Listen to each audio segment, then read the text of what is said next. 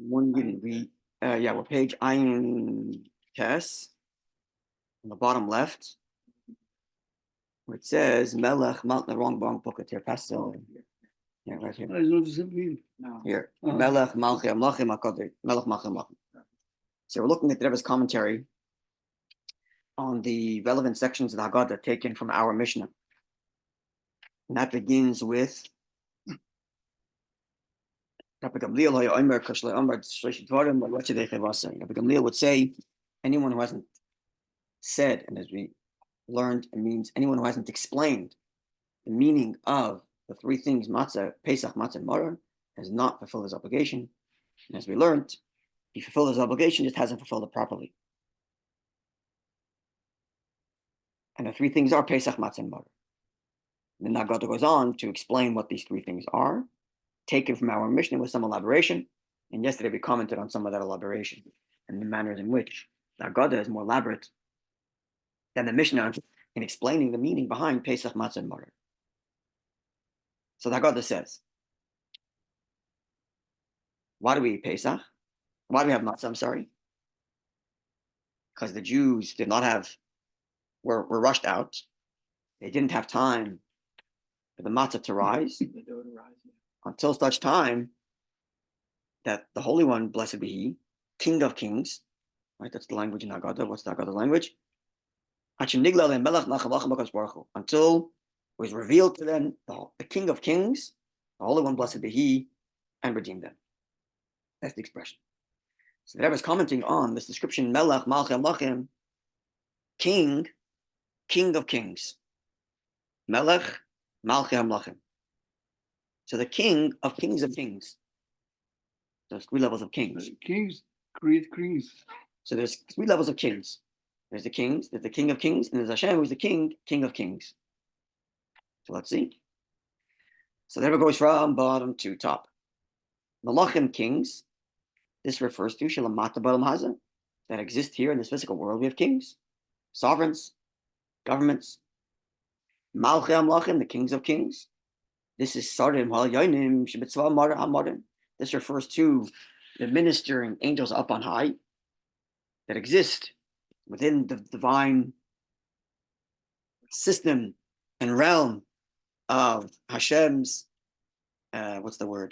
chosen vehicles to express his, or to manifest his energy of creation into this world. And they go through these ministers up above, and each king below has a corresponding minister through which that energy flows.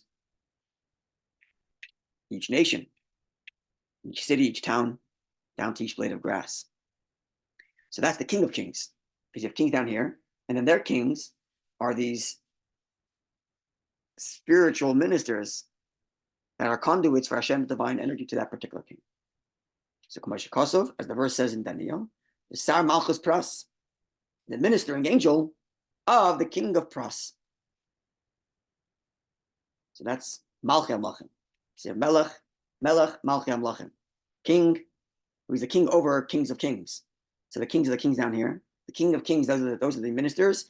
And then HaKadosh Baruch Hu, Melech, Malchi Amlachim, and therefore Hashem himself is called the king, who is the king upon kings of kings. Okay, so that's in translation of that word. Melech, Malchi Amlachim. You create, normally when you create exactly, you copy. Like the kids, is you copy, It's exactly the same idea. Okay, the text of the Haggadah continued that the Jewish people, therefore, because they were rushed out, therefore they baked ugois matzahs. They made cakes that are matzah. Ugois is a cake or a cookie or cracker that is matzah. Ki loy chametz, for it is not leavened. Ki garshim mitzrayim, because they were banished from Egypt. They didn't have time to wait for it to rise. Now, the Rebbe addressed earlier the fact that, we learned this yesterday, the Jewish people in Egypt, before they even left Egypt, before they were rushed out, the night before, they were already commanded to eat matzah. They were commanded to eat matzah before they were rushed out. So the Rebbe asked... Before they received the Torah? Yes. While they were still in Egypt, they were told to eat matzah. Who gave them? Hashem gave them the commandment through Moshe Rabbeinu. on time of Moshe, not before.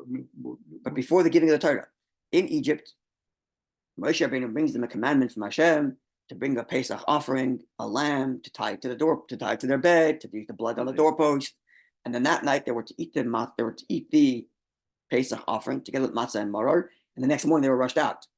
So the Rebbe asked that the matzah was already commanded before the rush. So why are we saying the matzah to remember the rush? To which the Rebbe explained, well, Hashem actually commanded them about the matzah in remembrance of what was actually going to happen the next morning. Before it even happened, there was explaining, Hashem is commanding that they should eat something in remembrance or in symbolism of what's about to happen tomorrow morning, the rush. So when they ate the Pesach offering, they ate it with the matzah. Yes, even before they rushed, while they were still in Egypt. How you can remember something that is going to be tomorrow? That's a good question. Only Hashem can do that, right? That's right. Only Hashem can do it. So he commands, I don't know if you want to use the remembrance in the sense of memory from the past, but in the sense of symbolism, to make mention of, to make note of. So they're symbolizing that which is going to happen the next morning. Now, here there was addressing the fact that the Haggadah says they were banished and they had no time to wait. Well, that wouldn't be the reason why they had to have matzah. It would be the reason because they were told not to have matzah, to have chametz. They were told not to have chametz, that they had matzah the night before. Or at least that's what you would think. Just like when we have matzah, we're not allowed to have chametz. So if they were told to have matzah the night before, then maybe they were not allowed to have chametz either. So even if they had time, let's say they had time, would they eat matzah or chametz? Sounds like they would have ate matzah. From the commandment end, it sounds like they would have had matzah. But from the Haggadah's fact that it says that they were rushed out and that's why they didn't make chametz, it sounds like it's not because of the commandment, because of the rushing. The wisdom should never comments. The Haggadah, which says that they had matzah because they were rushed out, explains as if they were given the option and were not rushed out. They were allowed to take their time. They would bake it as chametz. Why? Because the Pesach that was observed while they were still in Egypt the night before they left, is only observed for a night and a day, only 24 hours. That's what. Which would mean, therefore, how does it help us? The next morning, that doesn't help us. The next morning is still part of the 24 hours, is it not? Depends. One second. Until the next night. Seemingly, right? So how did it answer that here? Why keep it? Already one day, Laila Yom is one day. I'm not sure. It's all part of the same day. Sorry? What they ate that night covers what they're going to eat in the day. Right, but if they were told, if the commandment to eat matzah extended night and day, then it would presumably include the next day when they left Egypt. It's not the next day. It's still part of the same day. The next morning, which seem you're supporting my question. Yeah, so I have to look up the source. 1 minute more is the next day already. Okay, give me a second. I'm gonna see if I'm gonna look it up. Give me 1 second. Then it's like, next day can be 1 minute extra. It becomes next day. Or 30 seconds, whatever.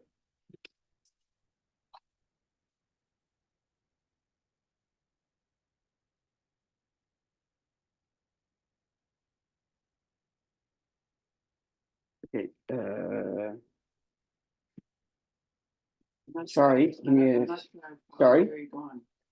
I'm not sure I understand the question. My question. Yeah. The Rebbe is saying that the reason why the matzah is eaten because they rushed out, because if they were given time, they would have let it to have chametz. Okay. Why would they let it to have chametz? Because the commandment not to have chametz only lasted for 1 day and 1 night.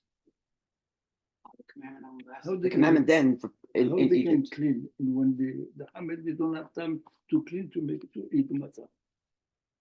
They were commanded before. They knew the commandment was coming. Commandment came earlier. Oh, 1 month or A few days before, but it doesn't take that long to clean out chametz. Today it takes a lot of time for us to clean out chametz because we have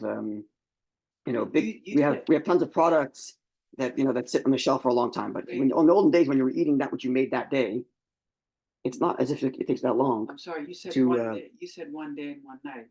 1 night, 1 day. Sorry, Oh, okay. which we So seemingly would have. it was what it sounds like 2 days then. You say it that way. No, no. My apologies. No. Give me a second. Let me see if I can find this quickly. I'm gonna give me 1 second to see if I can find it quickly. If I can't, we'll go forward and we'll have to come back to this on Monday.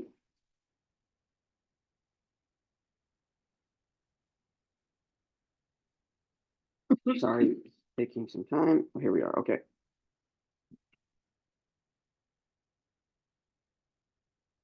Or Yeah.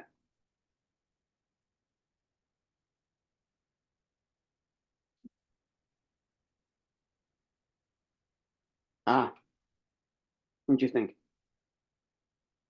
They were saying the source that they were taking this from, or one of the sources here, is the Torah, and the source here says that because it was only for 1 night and 1 day, therefore, in theory, the rest of their trip, if they had time, the rest of their trip, they would have eaten chametz. Yeah. But they didn't. They ate matzah the whole time through. well, they were rushed out. Because they were rushed out. So that was the And that's the reason, element even of the though it matzah. seems like they would have eaten. Matzah anyway, but there was another element which made them eat matzah for longer. Even after the That's night. right. They ended up eating matzah throughout the rest of Pesach because of the rush. Because of the rush. Yeah, but this still seems problematic. Well, See, we're that's talking, okay, day 1. What about day Right, 2, but 3, 4? that no, this source is saying that day 1 they ate matzah because Hashem commanded, but day 2, 3, 4, 5, 6, and 7 they ate matzah because they were rushed. But Because they're on the road, they're constantly. Because they were rushed. Yeah. Right, but the problem I'm finding is I have to look up the commentaries in the Rebbe's Haggadah. I'm sure this is discussed in these commentaries. Those are commentaries on the Rebbe's Haggadah. I'm sorry, I'm not following. Okay, let's just break it down. No, I get it now. You mentioned this yesterday. No. You follow what I'm saying or no? Yeah, I do. I am following. It's not so. It's very simple. This source is telling us that the matzah. In other words, they ate matzah when they left Egypt. Why were they eating matzah? Because they were either commanded to. Because they were commanded to. Yeah. Now it so happens that they were also rushed, and consequentially, they ended up eating matzah for much longer than they were required to. Right. Not because of the commandment, because they were. Because they were rushed. Yes, but the Haggadah here, which talks about matzah, which matzah is talking about? The matzah of the whole week or the matzah of tonight? The matzah of tonight. What do you mean? We're at the Seder night, and the kid's asking why we're eating matzah. We're talking about the matzah tonight. Yeah. So why would you tell me that the reason why they're eating matzah tonight is because of the rush? The source you're telling me here only talked about the rush being the reason to eat matzah the rest of the days. That's why maybe the Mishnah doesn't cite for that reason. The Mishnah doesn't mention it. Maybe, but either way, maybe, right? Which we discussed a little bit yesterday about that. But either way, you still have to explain the Haggadah, right? Yeah, of course. Anyway, I'm sure the commentaries, and now that I'm saying it out loud, in the back of my head, I'm remembering that there are some commentaries on the Rebbe's commentary that discuss this. We have to look up the other sources also, because the Rebbe gives 3 sources for this idea. I won't look at the 3rd one. There are 2 more. Anyway, we'll put that aside, but again, if we were doing the Rebbe's Haggadah in depth, we start opening up all the sources and seeing what the Rebbe is trying to say. Okay, let's keep going. So let's look at now page Pei, and we're going to look now at the text of the Haggadah itself. So that closes out the Haggadah, which quotes from our Mishnah and elaborates on it, which says that you have to discuss these 3 items in order to fulfill your obligation, Pesach, Matzah, and Maror. Okay, and then the elaboration in the Mishnah, in the Haggadah over the Mishnah, and there was commentary about that. The next paragraph in the Mishnah that's now being lifted and quoted in the Haggadah is on top of page Pei. B'chol davar, in every generation, chayav adam, a person is obligated, lidois es atzmai, to see himself, ki'ilu hu yatzim Mitzrayim, as if he himself left Egypt. Again, we discussed already the differences between the Haggadah and the Mishnah and the Alter Rebbe Shulchan Aruch and the Rambam and so on. Shenemar, as the verse reads, here's a verse that indicates that we are to see ourselves as if we left Egypt in every generation. Shenemar, as the verse reads, you tell your child on that day. And that day means in a future time, as we'll see in the Rebbe's commentary. So your son, you're in that day, some future time, your son asks you, what are we doing here? And you should tell your child in that day, says the pasuk, Lamar, tell them the following. Because of this, Asa Hashem li, that which God did to me, when I left Egypt. So because the pasuk says you are to communicate to your child in the future time in such a way that you're telling your child it happened to me, this indicates that you are supposed to see yourself as if it happened to you. This is the Mishnah, and this is quoted in Haggadah. The Haggadah continues, also lifted from our Mishnah, but not directly in the Mishnah, as everyone's going to comment, but it's extrapolated from the meaning of the Mishnah. Is the following words: Not only is it our forefathers who God redeemed from Egypt, but He redeemed us along with them too. Shenemar is the verse reads, and this is the pasuk that Rambam quotes, and Alter Rebbe, and us you took out from there, in order to bring us forward, to grant to us the land which you promised our forefathers. Right? And then the next paragraph goes, therefore we are obligated to thank you, to praise you, also from our Mishnah. Okay, so let's see now the Rebbe's commentary below the line. Yeah, few pieces. The Haggadah said in every generation. The Rebbe adds, and within each and every generation, a person is supposed to see himself every single day as if he left Egypt. And I have to see it as if I've today left Egypt. In other words, there are a few different levels here. You could say in every generation, they're meant to see themselves as if they left Egypt. When? Once a year on Pesach. And I'm supposed to see myself as if I left Egypt. When did I leave Egypt? In theory, I could say I'm supposed to see myself as if I left Egypt 10 years ago, 20 years ago. So I said that I know. First of all, every single day you're supposed to see yourself as if you left Egypt, number one. Number two, you're supposed to see yourself as if you left Egypt today. This is an addition that comes from Tanya, which we explained a while back, how every mitzvah, especially the mitzvah of Shema, is an exodus from Egypt. Egypt being my personal constraints, my personal things that hold me back, not just my sins and my indulgences, but even my being a human being and being subject to the urges and needs of the body is in Egypt for the soul. And when a Jew says Shema and he's invited into the oneness of Hashem, he transcends that, he goes out of Egypt. So every single day the person's supposed to see himself as if he left Egypt today. Yeah? Comment number one. Still slave. We still slave. Comment number two. The Mishnah said, and quoted in Haggadah, the pasuk which says, as proof that you're supposed to see yourself as if you left Egypt, as it says, you should say to your child on that day, it's the Goymer, etc. Asa Hashem li, God did to me. So the verses in Shmois, comments that are taken from the Maharsha on our Gemara, the commentary on our Gemara. So the pasuk indicates that you're supposed to say me, that God did to me, even on that day. Hainu, the meaning of that day is even many generations after the exodus from Egypt. Now this is an extrapolated interpretation, because as we learned in the Rebbe's essay, the Sikha, this pasuk on its most basic level is actually talking to the generation themselves who left Egypt. But we extrapolate that because Bayamahu is talking about on that day, has future tense, therefore that future tense keeps on going all the way forever. We could add even more. Wrongly or rightly, the generation who left Egypt only celebrated Pesach 1 year, even though there were 40 years in the desert. So when the pasuk speaks of that day, you'll tell your child, when he asks, you'll tell him that happened to me.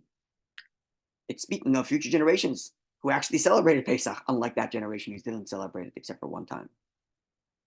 So therefore, the pasuk which says, on that day you should tell your child me, indicates that in that day, all future generations are required to say it happened to me. Yeah? Okay. Next comment. The Haggadah goes on to say, not just our forefathers did God redeem from Egypt, but also us were redeemed with them. Says the Rebbe, this is a addition of the compiler of the Haggadah. with a couple of the idea, in order to strengthen it, of a Mishnah. But in our Mishnah, it's not there. So Haggadah is more elaborate to strengthen the idea that not just our forefathers, but us too were redeemed with them. And then it quotes the Haggadah quotes. Sorry, Rambam also stresses that. Yes. Yes, he said he uses the same verse. By he quotes. I was referring to the way he quotes it in Salach, not in Haggadah. I don't know if it's in Haggadah there. I think it is, but I don't remember. Then the Haggadah quotes, well, actually, he does quote Vaitzanu Haitzi in the Haggadah, and you'll see why in a second. Vaitzanu Haitzi, the Haggadah says, not only did God redeem our forefathers, but also redeemed us with them, as the verse says, and us you took out of there to bring us to the land, and so on. Right? Says the Rebbe, first of all, the pasuk itself comes from Devarim Zayin Chavches, but then Psachim.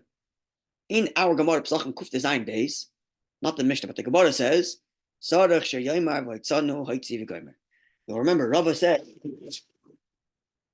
his first comment on the Mishnah, the first Gemara's comment is, Rabbi says, one is required to invoke the pasuk Vayisanu. So the organ. The one who mentioned us, right? That's correct. And the Rebbe said that was the proof that was the proof for future tense of Rambam, but also it was proof that there has to be a demonstration because we have to say we. Right? That was another thing. Yeah. But nonetheless, be that as it may, the Gemara instructs us to include in our Haggadah citing to this verse. So therefore, the Haggadah puts it in at this juncture. After it quotes the Mishnah, it then follows the instruction of the Gemara, which follows the Mishnah to insert this verse, and it does insert that verse. Okay. All right, we'll stop over here. And God willing, on Monday, we're going to look at the next instruction, which also is somewhat connected to our Gemara.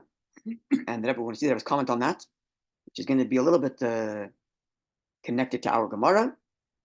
And then we'll continue reading the Mishnah as it is quoted in our Haggadah about, therefore we have to thank you and praise you and laud you, and look at the Rebbe's commentary on that.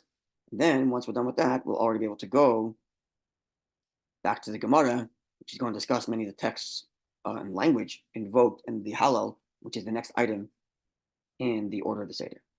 Right? Because from here we go to the recitation of the Hallel, or at least half of Hallel. Okay. Good day, Eden. Good Ner Shabbos.